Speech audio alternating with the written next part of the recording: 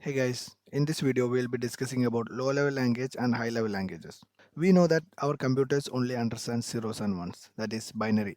So in the first generation computers, people used to program the computers directly using these binary values, binary data, and they called it as machine language. And in the later stage, as it was so difficult to write instructions in binary language or machine language, they have introduced one more layer which is more human readable, and they called it as assembly language. So in the assembly language, we are using mnemonics instead of raw binary data. And still the learning curve for assembly language was very hard. So later we have created high level languages.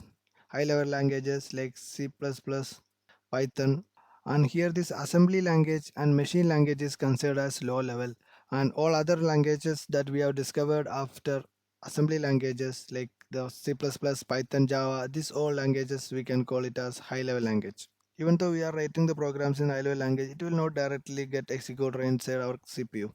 Instead, there it will have one extra process where the compiler or interpreter will be converting these high level languages back to machine language. And we'll check more about these interpreters and compilers in the next video. See you on the next video.